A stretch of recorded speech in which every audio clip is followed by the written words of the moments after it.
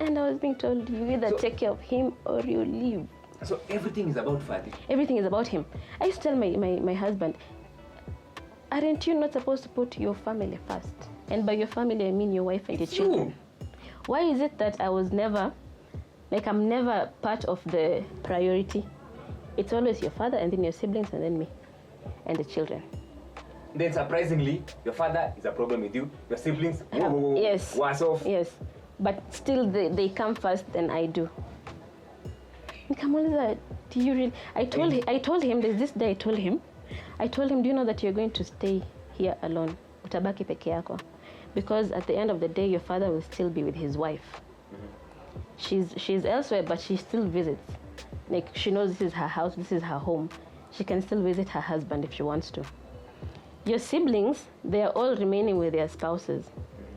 Hakuna mwenye anaacha mwingine. Your aunt... Hakuna mwenye anawapokpok.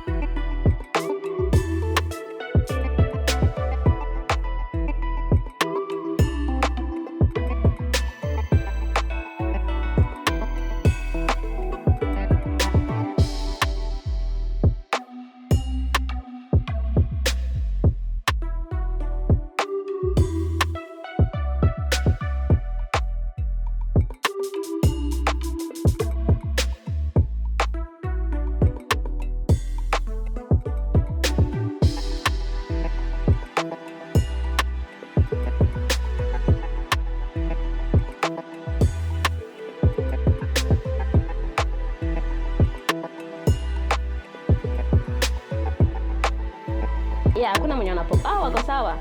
Your aunt is still with her husband, yako sawa. Yeah, so but now ati anakubali hao watu wote waingilie this one family and he's not protecting me.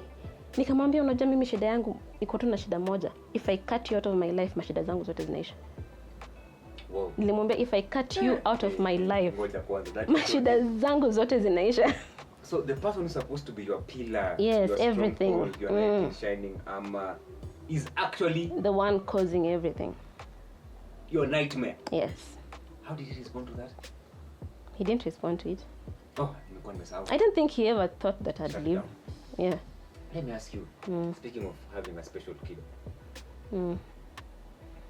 did it bother him that she was special? I don't know. Hey, like maybe someone would think, and maybe because you have a special kid, and come, oh, this kid might need, might be expensive taking care of her, you know, special school. No, I don't think it. How did he handle the fact that you have a special kid? He never really showed any. He accepted her. Like that wasn't an issue. Yeah, it was never an issue. He accepted her. How was the relationship? Very good. Nice. Very good. He was her favorite person. You should have seen him anytime he'd come home. She'd be running to him. I saw. Yeah. Once in a while I saw. She used to run to him anytime he would come. And I'd be like, oh, this is why I'm here. It's this relationship. Oh. Actually, by the way, don't know at some point it's all about the kid. Yeah. Haya. Utumitumia jina yake Mtoi. Sorry. Yeah, I've mentioned her name. So okay. Shule ni Monday to Friday. Monday to Friday. How's the relationship with the grandpa? They only used to meet when he'd come to the house and bust. He'd probably find her outside or. But then again, I used to watch because he used to make, like you could hear him starting to get violent from his house and yell. So anytime I'd hear him yelling, I'd lock the door. I'd keep my child inside and lock the door. So most of the interaction between and the grandpa, ilikuwa those incidences. They didn't really have a relationship. It's only when my husband would take her to his house when he's in a good mood, like he'd go and hang out.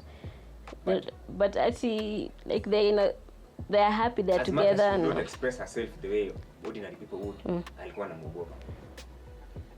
Yes. Yeah. There's a time alimchapa. What? Whoa. What? Yeah, alimchapa. Nani alichapa nani? Grandfather bet my child. Yeah. Kwa nini? Ati alikuwa anachezea mahindi yenye imeanikwa. Maya. That was I think the first and the last time she went to his house by herself. So she stopped passing the gate to go to his house. Mayo. Yeah. Process hiyo kwanza. Alimchapa. Yeah, she stopped going to his house. And this is not at your child nilimwambia usiende huko tena because she's still not verbal. So hakuna vile we had that conversation kiboko.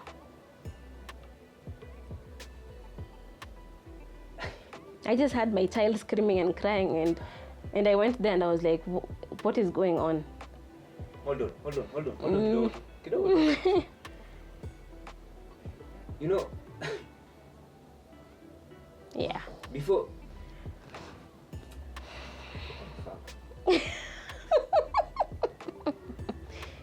Yeah. Hold on.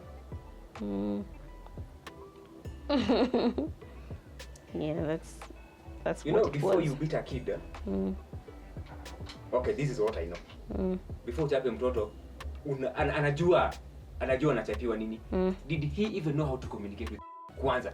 Because hata mimi as much as nakumbuka kuna time ulikuwa umeniambia if Kimi does not like you nini like you cannot even touch her, you know. Like anafaa kuwa amekujua, like you connect. Yeah. We used to connect with her. Yeah. I used to understand her, like the few moments the times you used to visit. Yeah. I used to know how to talk to her. Yes. Fuck that shit. Huyu mwendazimu alikuwa anajua to communicate with tuanzie hapo. No. Alianzaje kumchapa? And I was in my house and nasikia tu mtoto analia nikakimbia huko. I'm asking what is going on, ati amechapa, nini imefanyika, alikuwa anachezea mahindi. And I'm like, Okay. Wacha hata mimi ni run around ideas. Hiyo mahindi alikuwa anachezea how much gorogoro ngapi ali waste? I think it was just a little. I think she went and texture. For autistic children they have a thing for texture. So I think she went and she was doing this, and he didn't like that. How the fuck are you putting up with all this bullshit? I said I don't know. I think I was just mad. Sijui kama interview inaendelea. That thing is still atalichapa. Yeah, alimchapa. They've been overprotective over how all these years ati mtu fulani tu alimchapa. Yeah. Like kabisa alimchapa. Anachezea mahindi. Not that she broke a glass, even though a glass is not really something that you should beat a child. But how black? How watu wako na maroho nyeusi kiasi gani? Tell me something else. Kimi. Yeah. Okay. Did he have issues with? Okay, ngoja. Did he understand her condition? I don't know. Did he understand that she's a special needs kid? I don't know if him and I did not used to have small talk. We never had small talk. So maybe my husband explained to him, or I don't know, but him and I never really had any small talk. It was just hi. Hey. Wow.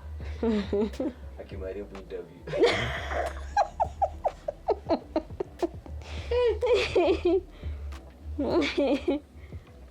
Yeah. Ulimwambia alimchapa? Yeah, I did. What did he say? Oh no, ulimwambia husband. Yes. Alireact. What did he say about it? He's an old man. So he can get away with anything he wants. Tunaishi kwake. That's how he used to get away with everything, because he's an old man. You need to understand, ni mzee, achana na yeye.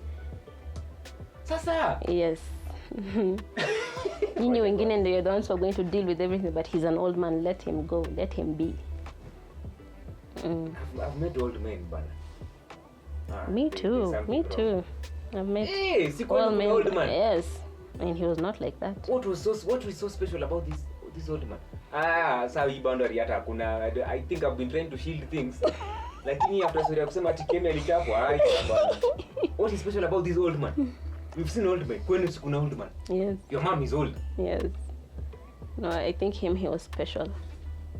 Maybe he was special. Kuna kitu kuhusu old man ni utuambi. There's something I don't special. know. There has to be something special about it. Then I wasn't told. Kiwe, a misbehave, alafu na Yeah. old man. Yeah. I need to understand him. For the nth time, how are you putting up with this shit? Jesus Christ. Wah. That's the operative word. Wah. How old was that time? Akichapua? She was between 4 and 5.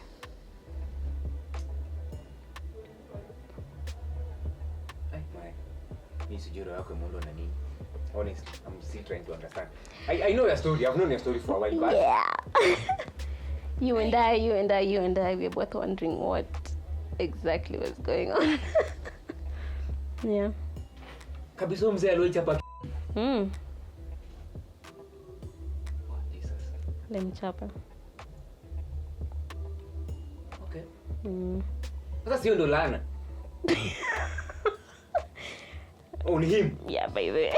You ndo laana on him. A kid that you want to meet and understand and know how to communicate with. And protect. Yeah, and protect. Because she's vulnerable. I remember there's a time ulikuja tukishi date. Then akakimbia, nikamuita nifanye akakimbia akani hug. Yeah, she's a hugger. Then wewe unaongea paka mimi niko tu. Mimi nasiko na. You're having a moment. Yeah, I'm having a moment like this kid knows me ananikumbuka like and I'm here like then akanishika mkono. Then she wasn't talking. Yeah. Akanishika mkono, akaanza kunivuta. Akinipeleka kitchen. Kumbe alikuwa anataka maji. Yeah. Akanipeleka kitchen alafu nikachukua kikombe, nikamtetea maji. Yeah. It was a very emotional moment for me like, wow, finally you're communicating. Mtu mahali alimchapa. Yeah, alimchapa. Like, oh, my poor child. People are supposed to be protected.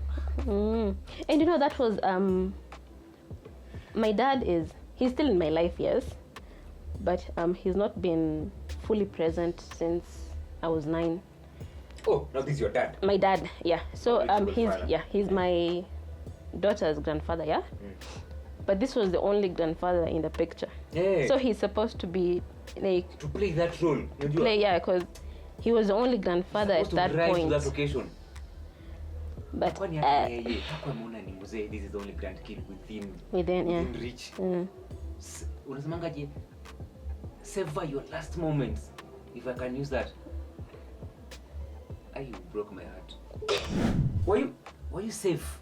Were you feeling safe? You know, tumetoka kwenye tumetoka kazi, umetoka zako mahasol, umetravel all over. But then when you come back home, it's your haven of peace. Unajua unafika home, unatoa bra unarusha huko, unatoa viatu unarusha huko. You let loose. Home, comfort, security. Okay, were you safe? No. The only time I was safe was when my husband was home. That was the only time I felt safe. Which was very rare. Which was rare. Sasa, even at night I couldn't sleep knowing that, you know, we are by the road. And there wasn't any gate in that compound, homestead. So we know we are by the road, anything can happen. It's just me, little old me, and the children. Asaizo tuko peke yetu, then there's his dad. Safety was it was a foreign feeling. Because how do you feel safe in your own house if you hardly ever open the kitchen window? Because there was a time he removed my kitchen knife from the window and he wanted to stab someone with it. Yeah. He did what? He removed my kitchen. The kitchen rack was by the window. So where I was hanging the spoons and the knives and the forks was just right by the window. So he came and picked my knife. No, kisu. He wanted to stab his stepson. Whoa. His stepson is the one who took the knife from him and brought it back. So I was like, ilienda saa ngapi? Then it hit me, I had hanged it. So he came by the house, found my kitchen window open and picked the knife. So I stopped opening the kitchen window. There's a point you mentioned. our learned friend akikwambia ati when you signed up for this you didn't do your due diligence. So they knew all these things. All this drama. Is this what they they all, because how they were raised? I don't know. I don't know Because why. to me this seems like it's normal to them. Yeah, they were taking it as normal. Though like that's our dad. There's nothing we can do about it. I asked that thing, there was a time I asked about it and they said no. You ni laana tunajiletea. It's all good, eh? It's all good. You people just deal with him because you're the ones who are there, just deal with him. But you know what, they were not there physically to deal with him, so for them it was easy to say, you people just deal with him, Poleni, just deal with him.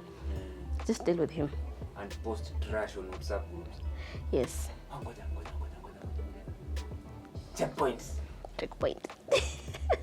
Sasa, where hii time yote, hii period yote, how do you console yourself? Where do you get that moment of peace, like naweza lala 20 minutes, naweza lala 10 minutes, naweza lala 1 hour, like peace too?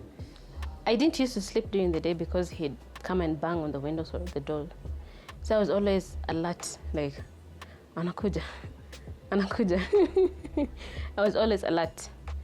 And at night again, if my husband is not home, ninalala aje nikijua, it's just, like now I'm the protector of this house, so I have to be vigilant. Anything can happen. And all this time, my door, my main door, the flap, I told you I used to lock the flap from outside. You know how it's always open for other people. Mbili. So I used to lock from outside, I'd lock inside, and I'd close the door one. My bathroom door, because it had an outside door, it was always locked. Because sometimes he'd get in through the bathroom door. Now go home. Na niko kwa nyumba, niko kitchen nashtukia ndio huyo mtu. Yeah, that was my house, but I was still in fear. I was living in fear. I did not used to open the windows. If I did, it's when I knew he's not there or he's come. Because even the sitting room window, he would come to the window and start yelling. Like, who is in here?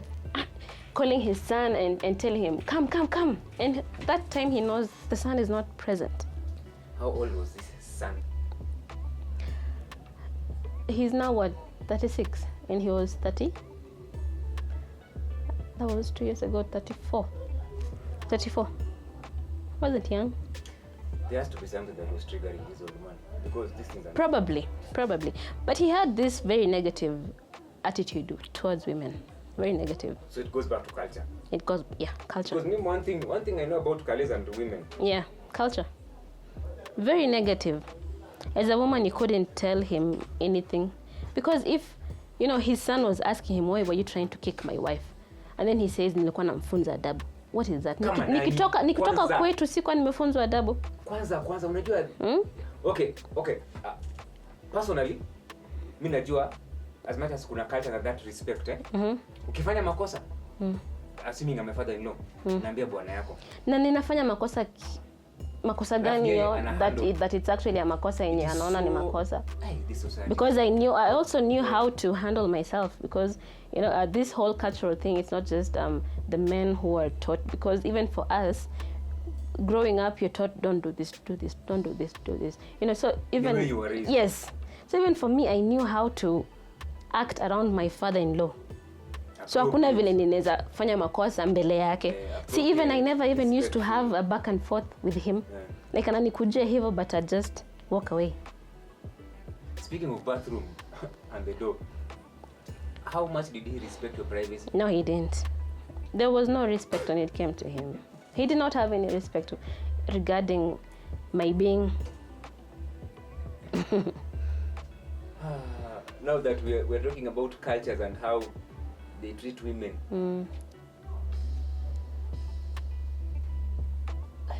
The Chepflix culture is very, very backwards, if I might say so. It's very backwards.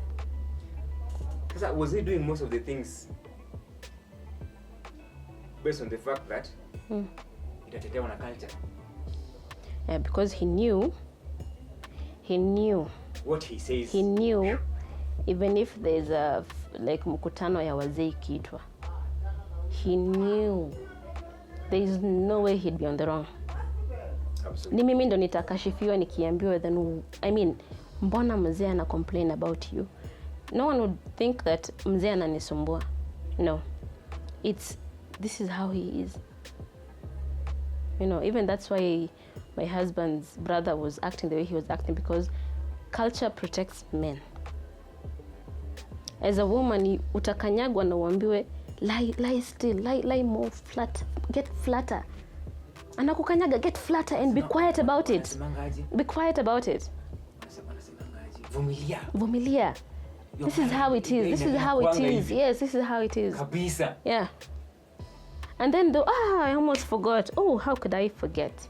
My husband's mom, she went through not nearly similar, but my father-in-law's mom, now my late mother-in-law's mother-in-law, used to mistreat her, and they were all living together, and she used to mistreat her. So they used to tell me, and they used to like saying it, if our mom went through all that, nakavumilia, who are you not to? What the hell? Yes, that's the brother. No. That's the brother. No. What?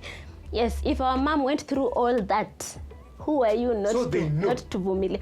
It's known. And this is why they say, as it's women, a cycle they don't want broken. Yes, and this is why they tell there's women. There's nothing special about you. Yes, this is why they tell women, when you stay in an abusive relationship, it filters down to the children. And you know, so these are grown-ups who have grown knowing that it's okay to be abused.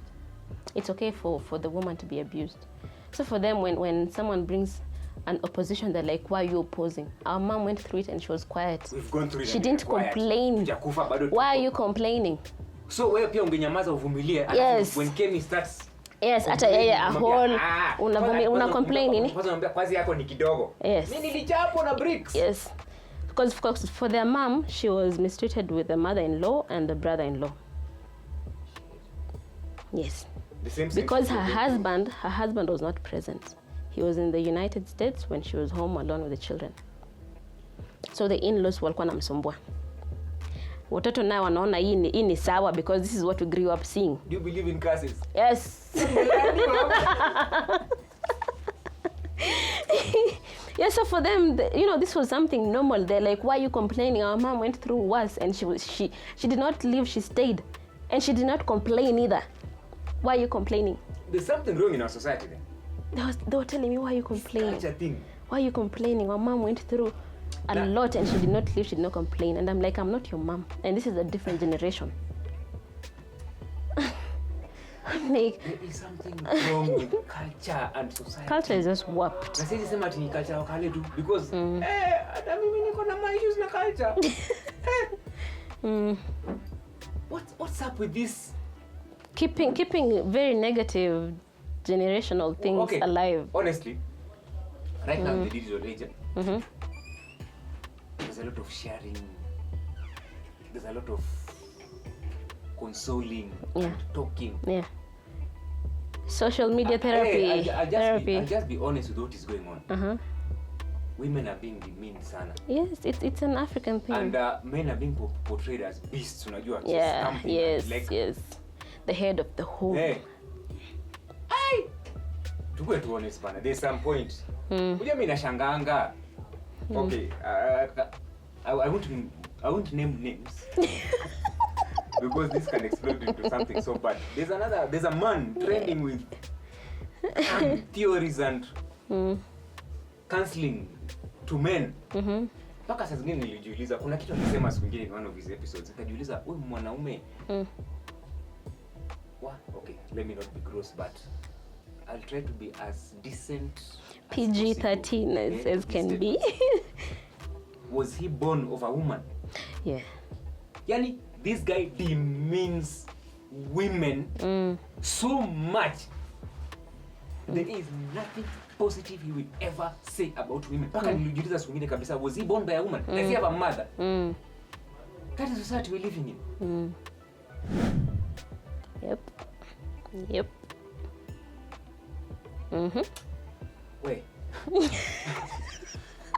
Mi bado nitakuuliza tu mara sijui. Why was that? Like, how did No. How is surviving all this? When you're part of a problem, you don't see it as a problem. But when you remove yourself, when you step back, is when you realize, hey, what was I doing? What was I putting up with? What was wrong with me? That is when you see it as what it was. But when you're in there, you don't. It's this thing called a battered wife syndrome.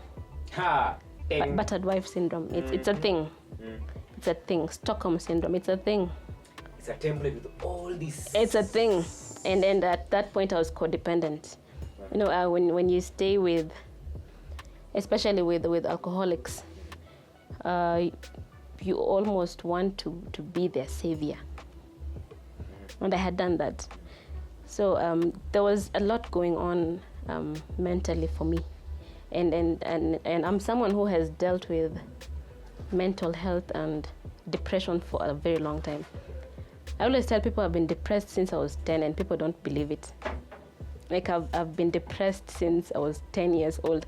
That was the first time when looking back, when I can think that, you know, the time when I was the most sad. Like I was very sad, it was very heavy. I remember that point I even packed my clothes. I was like, I'm leaving this house. I didn't know where matatus I've found, where someone can get on a matatu. I wanted to go to my grandmother's house. Yes. Like I remember the time I was depressed. So I've been dealing with depression for a long time. Yeah, so I remember my first depressive phase was when I was 10. So I've had a... That's the life.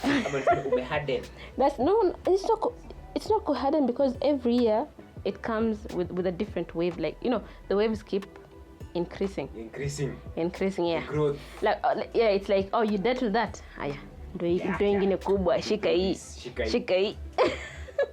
Yeah, so it's been a progressive thing. So I think in my subconscious mind, I felt like, you know, this is something that I've been dealing with. So I think this is what, like I should be dealing with this, because the stress, nimezoea stress. It wasn't much of a shock. No, it wasn't. Yeah. What happened at 10? Okay. Childhood trauma. Not at 10. My parents separated when I was 9. And before that, I had such an idyllic childhood. Like, idyllic as can be, like both parents. Every weekend, my dad would take my sister and I out for a walk to the train tracks. I still remember those things. Yeah, ice cream. Yeah, he taught us how to balance. You know, the beam thing, walking in a straight line in a beam. He taught us that. We walked on drainage pipe across Sosiani River, the one in Eldoret. Huh? Yes. And I was, I think, 8 or 7. I think if my mom knew about, she'd be like, unafanya nini na watoto? But yes, my sister and I walked across the river, the Sosiani. That you and you beba watu when it floods. We walked across it on a beam, the drainage, sewage drainage beam. I know. Yes. Yes, yes, he used to tell us. Balance. He was like, balance, stand, stop, aya. Don't look down, look ahead, walk. And we'd walk across it. Kwa rail track. We'd walk on the rail, the track. We used to walk that, and then he'd tell us, touch on it, feel when was the train ilipita sangapi. So you'd know if the train imepita before, it would be warm and hot. Yes, if it's cold, imepita kitambo. And we'd know when the train was coming, because it would be vibrating and shaking. You're like, train inakuja. So I remember all those memories. Saturdays was family day. Like, that was the day my dad would take my sister and I. That was his day. His girls and him. So I remember all those, like, childhood memories. And then they separated, and then just things happened. Life happened pretty fast. Alafu pia unajua, when you go through such things, such experiences of how you have been brought up, to you in your mind, that is how it's supposed to be. Yeah. So become a mother, you expect a man, the husband, to do the same. Yeah, I was hoping for the same. There's a time when all the attention and all the focus is on you and the kid. Unapelekwa Chagai. Yeah. Unapelekwa Yeah, exactly. Because I sort of hoped for the same for my children. My dad was very good. To this day, I still don't know why my parents separated. I asked my mom, she didn't give me a definitive answer. I asked my dad after high school, and he explained to me, but the picture was still not complete.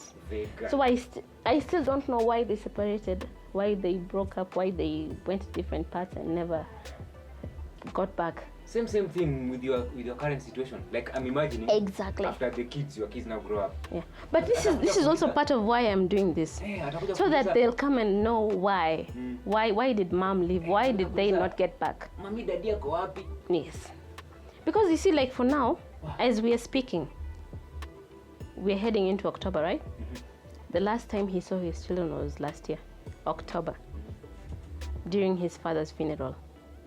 That is the last time he saw his children. Yes, I did. He asked me, we were in a good place because he was in rehab. Third time. I don't know why I laughed, sorry. Yeah, his third rehab, and we were in a good place. We were actually thinking of getting back together, and we were in a good place. Yeah, so he asked me, please, could you please come? And I said, okay, sure.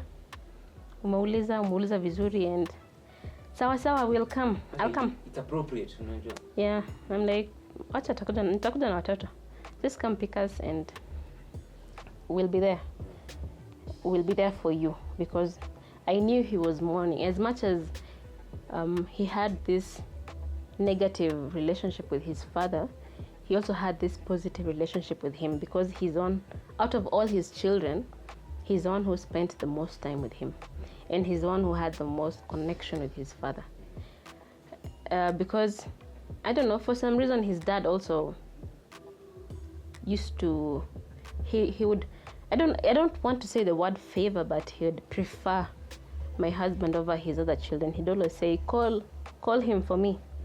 So even for my husband, for my husband, he was like, I'm sure even when he was dying, he was calling out for me. And I was like, I'm pretty sure he was.